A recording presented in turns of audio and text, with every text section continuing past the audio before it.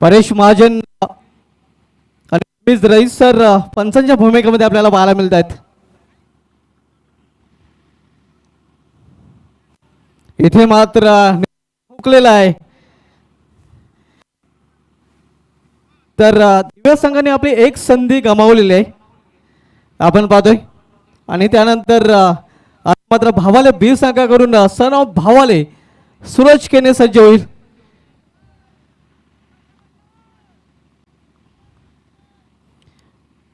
सूरज केने नक्कीच किस्मत आजवण्यासाठी सज्ज झालेला आहे.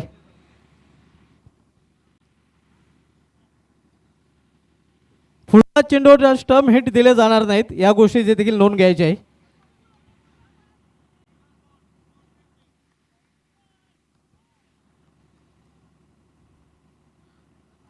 इथे मात्र डाऊन दी लेग स्टंप संधी सूरज केने याची देखील हुकलेली आहे. आणि आता मात्र इथे भादोड बी संघ आपली किस्मत आजवण्यासाठी सज्ज झालेला आहे. इथे देखील त्यांची देखील संधी हुकलेली आहे. पहिल्या तिन्ही गोलंदाजांना नक्कीच संधीचं सोनं करता आलेलं आहे. आता मात्र दिव्य संघाकडून जय तुरे आपला नसीब आजवण्यासाठी या ट्रॅकवर सज्ज होतोय. बॉल आउट हा थरार आपण काल देखील पाहिला होता आणि आज देखील पाहतोय.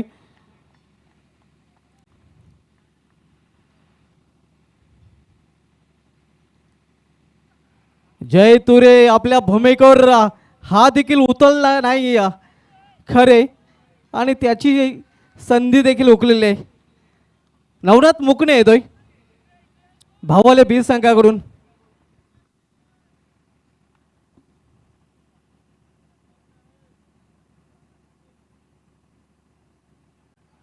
इथे या मुकणेला देखील संधी मुकावी लागते. आणि आता मात्र भादोड बी संघाकडून गोलंदाज आपल्याला पाहायला मिळतोय. यांची देखील संधी हुकलेली आहे.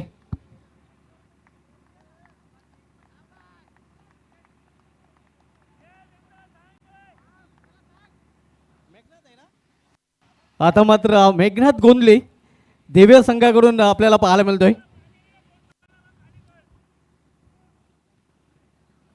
मेघनाथ गोंदली संधी चं सोनं करेल का, स्टंपला हिट करेल का पाहावं लागेल. एक आगली वेगळी संकल्पना या स्पर्धेमध्ये आपल्याला पाहायला मिळते. Ball out. इथे मात्र या गोलंदाजी देखील संधी हुकली.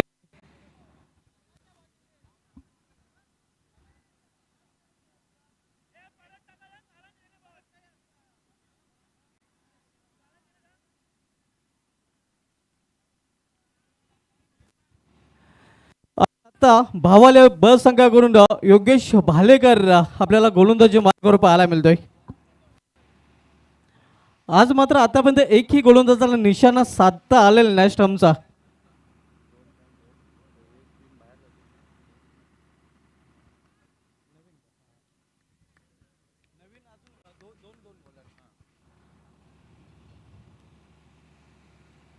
इथे मात्र ह्या गोलंदाजी देखील संधी हुकलेली. आणि आता मात्र भादोड बी संघाकडून गोलंदाज प्रतीक दिवेकर संधी आजमावण्यासाठी सज्ज. हे तिन्ही गोलंदाज जर अपयशी ठरले तर फ्रेश दोन गोलंदाज आपण द्यायचे आहेत.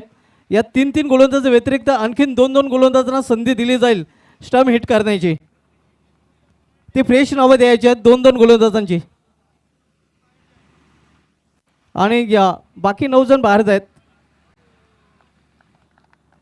आता फ्रेश आपण दोन नावे द्यायचे आहेत. या तीन गोलंदाजांव्यतिरिक्त आपण फ्रेश दोन नावे द्यायची आहेत. तिन्ही संघाने दोन नावे द्यायची आहेत.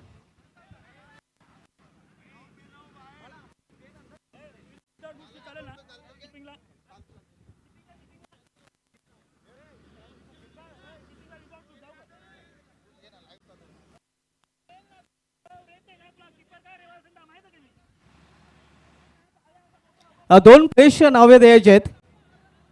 बाहुले संघाकडून विकास गवारी आणि विकेश मुकाद.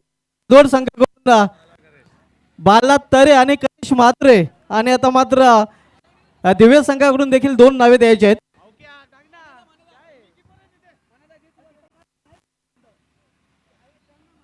दिव्य संघाने आपण देखील दोन नावे द्यायची आहेत. फ्रेश नावे आहेत. मनोज पाटील आणि सूरज भोईर. तर ही दोन दोन नावे फ्रेश नावे आपल्याला दिली गेली आहेत. पुन्हा एकदा किस्मत आजवण्याची संधी तिन्ही संघांना मिळते.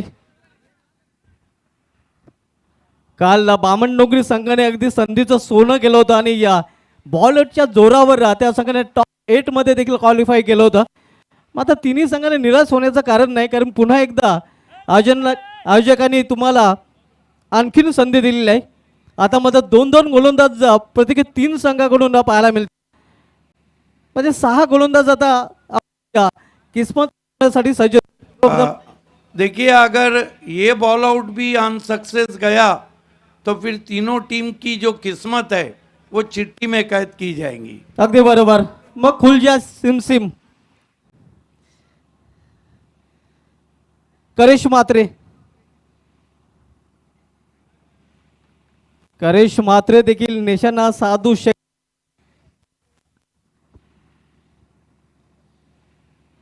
भावाले संघाकडून आता मात्र गोलंदाज सज्ज होईल.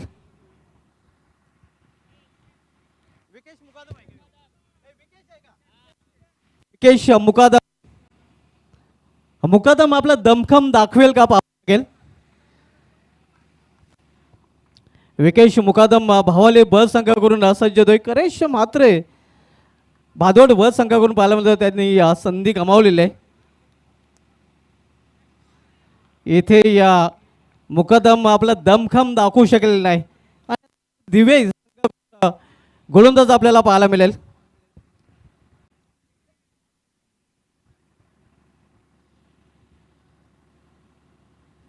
मनोज पाटील आणि सूरज भोईर हे दोन गोलंदाज नक्कीच आपण पाहतोय. सर्वप्रथम मनोज पाटील आपल्याला दिव्य संघाकडून पाहायला मिळतोय.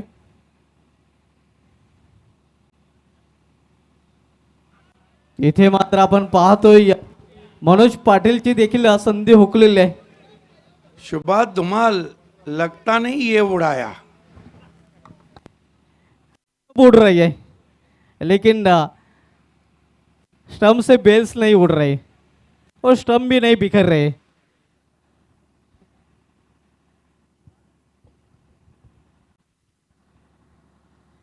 ओहो, सक्सेसफुल पाहायला मिळेल का पाहूया.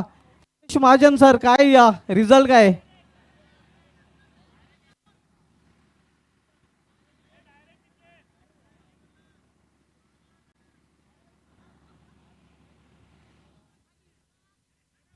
तीसरे अंपायर को पूछा है क्या गेंद टप्पा खा के स्टंप पे लगी है या फिर डायरेक्ट जाके लगी है. अगर डायरेक्ट जाके लगी है तो काम तमाम हो जाएगा, और अगर टप्पा खा के लगी है डायरेक्ट है. डायरेक्ट आहे म्हणजे ही संधी देखील हुकलेली आहे. आणि आता मात्र भावाले संघ गोलंदाज आपल्याला पाहायला मिळेल.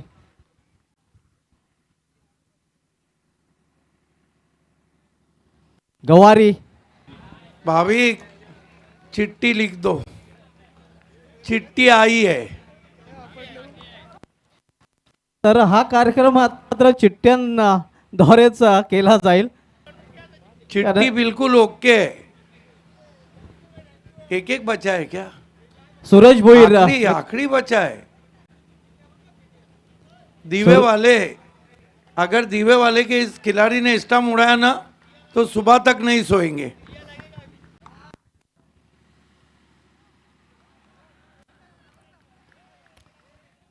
कुठलाही गोलंदाज स्टंप हिट करण्याच्या दिवशी झालेला नाही. आणि आता मात्र